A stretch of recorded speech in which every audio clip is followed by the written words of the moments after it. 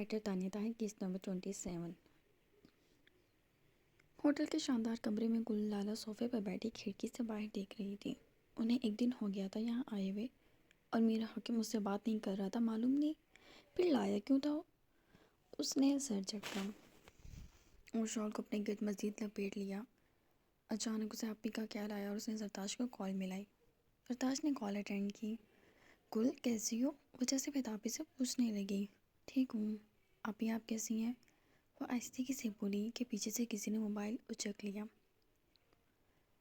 گلالہ نے جھٹکے سے مڑ کر دیکھا۔ ہاں جی سنائیں، کیا حال چال ہے مس زرتاش آپ کے؟ بڑا کوئی بہادری کا کام کیا آپ نے، اپنے ہی شوہر کو جیل پہنچا دیا۔ وہ تھا بھی اسی قابل، کافی اچھا لگا مجھے۔ میرا حاکم مزے سے اس سے بولتا ہوا بیڈ پر دراز ہو گیا۔ مجھے تم سے بات نہیں کرنی، گلالہ کو فون دو، زرتاش نے برہمی سے کہا۔ کیا نصیحت کرنا چاہتی ہے؟ یہ کہ اپنے شوہر کو لٹکایا کیسے جاتا ہے؟ وہ ہنسا۔ جب کہ زرتاش دانت پیس گئی۔ میرا موبائل واپس دیں، گلالہ نے میر حاکم کے پاس آتے ہوئے کہا۔ میر حاکم نے اس کی جانب دیکھا اور ہلکا سا مسکرایا۔ اس نے اس کی سمت موبائل بڑھایا۔ ابھی گلالہ موبائل کو پکڑتی کہ میر حاکم نے عین اس کے سامنے والی دیوار پر موبائل کو کھینچ کر مارا اور اس کا موبائل ٹکڑوں میں تقسیم ہو گیا۔ گلالہ کی ہلکی سی چیخ نکلی اور منہ پر ہاتھ رکھ گئی، جبکہ میر حاکم مسکرایا۔ گلالہ کو اپنے موبائل کو ٹوٹا ہوا فرش پر پڑا دیکھ رہی تھی۔ میر حاکم نے پیچھے سے اس کی کمر میں بازو حل کیے۔ یہ تو ٹوٹ گیا، اب تمہارا کسی سے کوئی رابطہ نہیں ہو سکتا سوائے میرے علاوہ۔ اس نے اس کی کمر میں دونوں بازو ڈال کے اس کی گردن کے قریب ایک گہرا سانس لیا۔ وہ خاموشی سے کھڑی آنکھیں کھولے اپنے ٹوٹے ہوئے موبائل کو دیکھ رہی تھی، جبکہ میر حاکم نے آہستگی سے اس کی شال کو اس کے وجود سے دور کیا۔ گلالہ نے سسکی بھری اور جس احساس سے اس نے سسکی بھری تھی، میر حاکم نے چونک کر اس کی جانب دیکھا۔ اتنی محبت ایک موبائل سے؟ وہ ایک دم آنکھوں پر ہاتھ رکھ دی رونے لگی۔ میر حاکم دور ہو گیا اور روتی ہوئی نیچے بیٹھتی چلی گئی۔ میر حاکم نے گہرا سانس بھرا اور کچھ دانت سے پیس لیے۔ تم اتنا دل لگا کر اس موبائل کے ٹوٹنے پر رو رہی ہو؟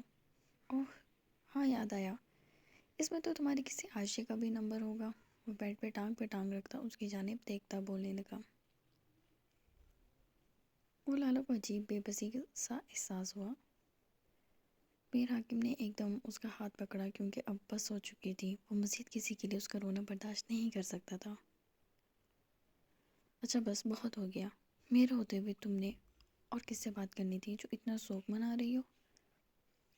وہ ویسے بھی موبائل بھی کوئی استعمال کرنے کی چیز ہے، بند کرو رونا دھونا، اس نے ذرا سختی سے کہا اور اس کو اٹھایا۔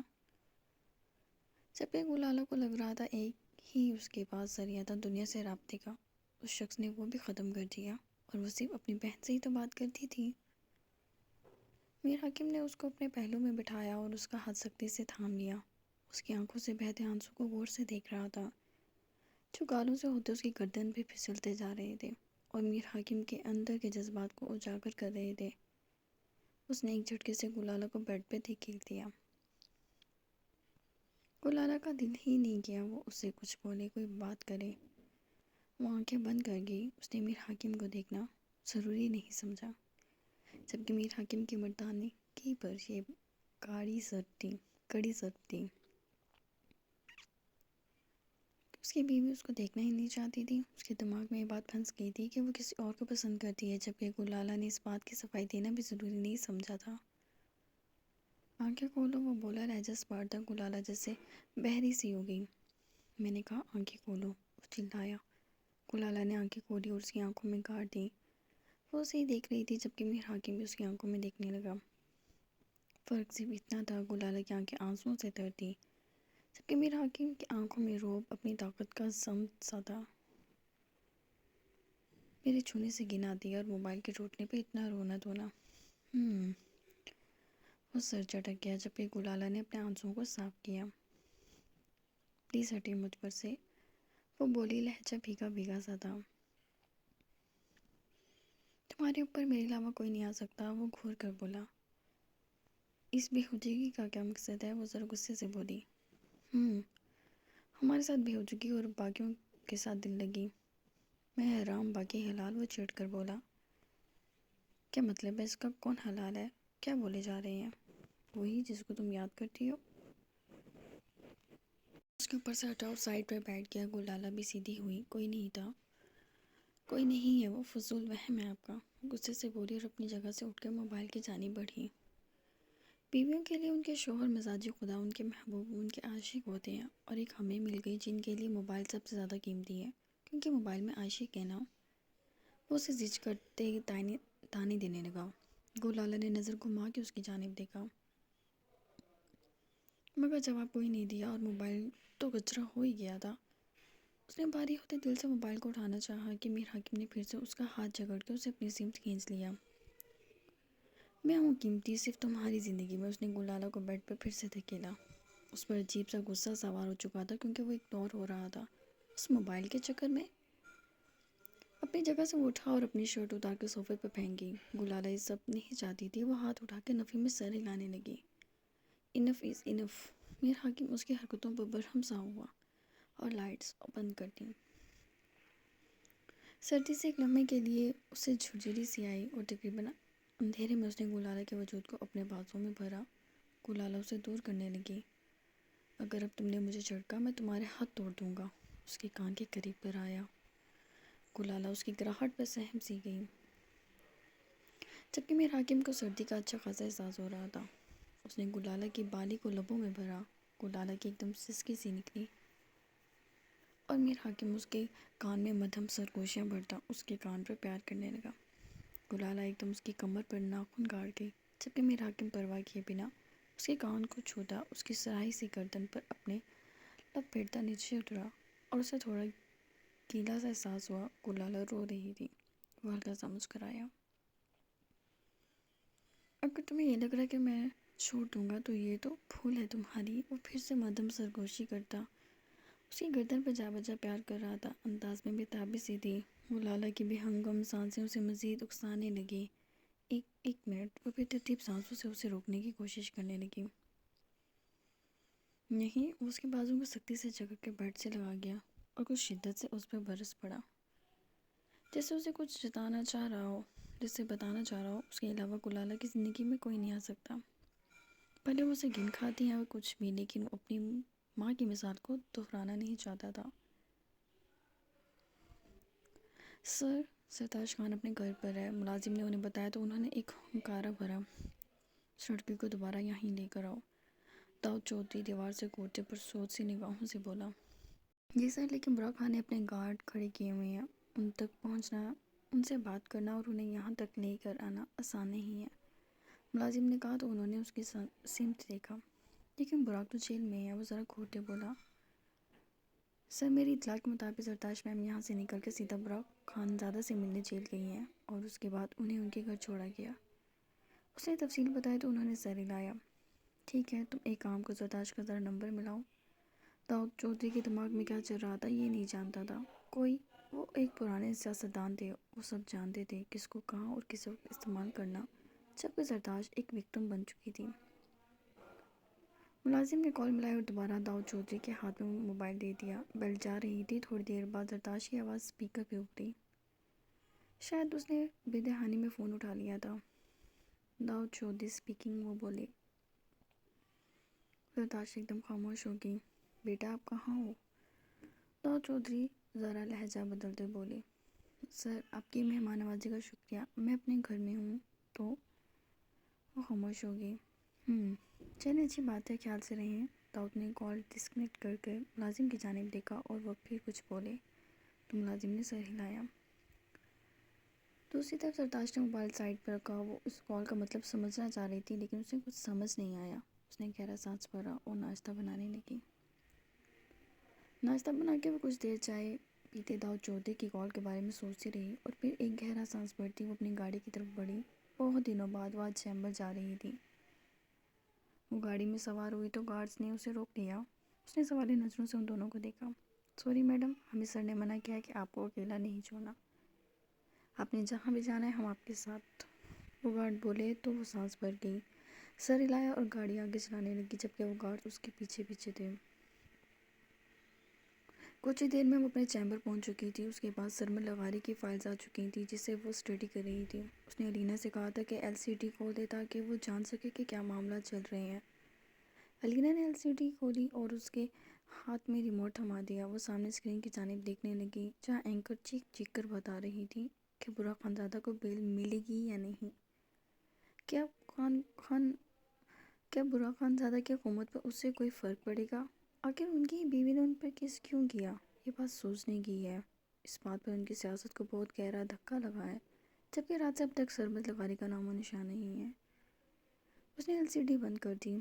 معلوم نہیں اسے کیوں پچھتاوا سا ہو رہا تھا کہ اس نے براق پر کیس کیوں کرا دیا جبکہ اس کا قصور بھی نہیں تھا۔ بہت سارا وقت وہ انہی سوچوں میں لگی رہی، لیکن سرمد تو کہیں دکھا ہی نہیں تھا۔ اصل مجرم تو وہ تھا، اصل مجرم ہی واحد تھا۔ وہ خود بہت کنفیوز ہو رہی تھی۔ سارا کیس اسٹڈی کر کے اس نے عدالت سے تاریخ لے لی تھی۔ وہ چیمبر سے نکلی اور گاڑی میں بیٹھی۔ ارادہ گھر جانے کا تھا لیکن بار بار دل میں براق کا ہی خیال آئے جا رہا تھا۔ اس نے سارے خیالات کو ایک طرف جھٹکا اور گھر کی سمت گاڑی کی سپیڈ بڑھا دی۔ جیسے ہی وہ 20 منٹ میں اپنے گھر کے باہر پہنچی تو ایک گہرا سانس بھرتے اس نے ہارن بجایا۔ دروازہ کھلا، وہ اندر داخل ہوئی، گاڑی کی چابی بیگ میں رکھی اور اندر کی جانب بڑھ گئی۔ کافی اندھیرا تھا گھر میں۔ اس نے لائٹس آن کی لیکن روشنی نہیں ہوئی۔ وہ کچھ گھبرا سی گئی۔ ایک قدم پیچھے لیا تو باہر چوکیدار بھی نہیں تھا اور پورا گھر اندھیرے میں ڈوبا ہوا تھا۔ وہ پریشانی کے عالم میں جلدی سے موبائل کی ٹارچ آن کرتی پیچھے کی سمت قدم اٹھانے لگی، اور جتنے قدم اس نے پیچھے لیے اتنی دیر میں اس کے اوزان خطا ہو چکے تھے۔ اس نے دروازہ کھولنا چاہا لیکن مین گیٹ بند تھا۔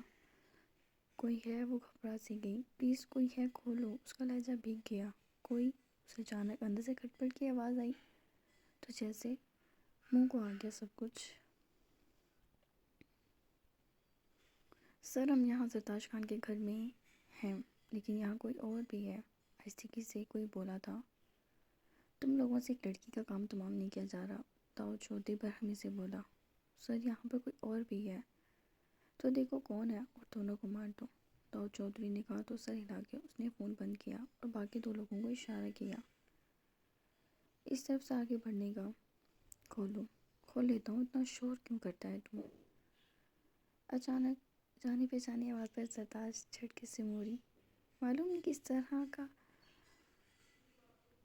طرح اس کے قدم بھاگے تھے اس کی سمت، اسی تیزی سے جیسے اس کے علاوہ اس وقت اس کا کوئی نہیں ہے۔ وہ دوڑ کر اس کے سینے سے جا رکی۔ پتے کی طرح کانپتا وجود براق کے وجود میں ہی ایک لہر سا بڑھ گیا۔ یہ تو براق خانزادہ ہے۔ ایک نے دوسرے کو اشارہ کیا۔ کیا؟ دوسرا حیران رہ گیا۔ براق خانزادہ یہاں کیا کر رہا ہے؟ وہ پسر پسر کر رہے تھے۔ گھر میں ہم دونوں کے علاوہ بھی کوئی ہے سائیں؟ اس نے خود کو سنبھالتے زرتاج کے کان میں سرگوشی کی۔ کون؟ وہ کافی زیادہ ڈر گئی تھی۔ ماڑا، تم ڈرتا بہت ہے، وہ ہلکا سا مسکرایا۔ یہ کیا آپ مسکرا رہے ہیں؟ اگر ہمیں مار دیا تو؟ اس نے عجیب بچکانہ سوال کیا جبکہ یہی سچ تھا۔ سیدھی سی بات تھی۔ تم ہمارا کیس پڑھ لینا۔ وہ آنکھ دبا گیا۔ آپ؟ اس نے اس کے ہونٹوں پہ انگلی رکھ دی۔ چاروں سمت اب بھی اندھیرا تھا۔ ہمارے پاس کچھ نہیں ہے اس وقت کہ ہم کسی کے ماتھے میں گولیاں ٹھوک دیں۔ تو انسان کو کچھ رکھنا تو چاہیے اپنے پاس۔ اس کے سینے سے لگی خوفزدہ سی بولی۔ واہ پروسیکیوٹر صاحبہ، ہمارا بندوقوں کو لائسنس دینے والا اناردانہ ہم صرف تمہارا بھیجا درست کرنے آیا تھا۔ ہمیں علم نہیں کہ تم ہمارا موت کا سامان سجائے بیٹھا ہے۔ وہ اس اندھیرے میں خود سے نزدیک کرتا کھول کر بولا۔ میں نے کچھ نہیں کیا، وہ اس میں سمٹ گئی واقعی۔ وہ ڈری ہوئی تھی۔ وہ ہنکارا بھرتا بولا۔ یہ دونوں اپنی باتوں میں مگن ہیں، ان پر اٹیک کر دو۔ ایک گارڈ دوسرے سے بولا۔ نہیں، اٹیک اس طرح نہیں کریں گے، اتنا اندھیرا ہے، کچھ دکھائی نہیں دے رہا، دوسرا بولا۔ براق اس سے پہلے چوک جائے، ہمیں کسی اور طرح اندر حملہ کرنا ہوگا۔ ان دونوں کے کانوں میں ہلکی سی آوازیں گونجیں۔ براق، زرتاج نے خوف کی انتہا کو چھوتے اس کے گلے میں بازو حائل کر لیے۔ برا خاندان محسوس ہوا اور اسے بازو میں اچک لیا۔ مجھے ڈر لگ رہا ہے ماڑا، ہمیں تو کافی مزہ دے رہا ہے تم۔ وہ اسی لیے چلتا ہوا صوفے پہ بیٹھ گیا جبکہ زرتاش نے اسے سختی سے پکڑا ہوا تھا۔ براق نے موبائل کی ٹارچ چلا لی۔ اس نے ایک سایہ سا گزرتے دیکھا، وہ باہر کی طرف نکلا تھا۔ براق کی پیشانی پہ بل پڑے، پھر دوسرا اور پھر تیسرا سایہ نکلا۔ مجھے نہیں کرنا ابھی۔ اس کے کان سے کپ کپاتے ہونٹوں کے ٹھنڈے پڑے تھے ٹکرائے تو توجہ بٹ گئی۔ وہ ہوش میں رہنا چاہتا تھا، کیا بھروسہ وہ لوگ پیچھے سے حملہ کر دیں۔ وہ کھڑا ہو گیا، کسی گڑیا کی طرح اس نے زرتاش کو خود میں بھر رکھا تھا۔ وہ اوپر کی طرف جا رہا تھا۔ جوتے کا شور اس خاموشی میں ایسا تھا جبکہ وہ وہیں کھڑا تھا۔ پلیز پلیز کوئی تو بندوق وغیرہ رکھ لیں، تم بہت شور کرتا ہے۔ وہ اسے ڈپٹ گیا۔ وہ ایک ہچکی بھرتی اس کی گردن میں منہ چھپا گئی۔ براق کے لب مسکرائے لیکن وہ متوجہ تھا، اور پھر اس نے دیواریں پلانگتے ہوئے تینوں کو دیکھا۔ وہ وہاں سے نکل کے براق ایک سانس بھر کے اس ماجرے پر توجہ دینے لگا کہ یہ کون تھے، زرتاش کو مارنے کیوں آئے تھے۔ زرتاش کا دشمن تو اسے سینے پہ پیچھے کھڑا تھا، پھر زرتاش کو کون مارنے آیا تھا؟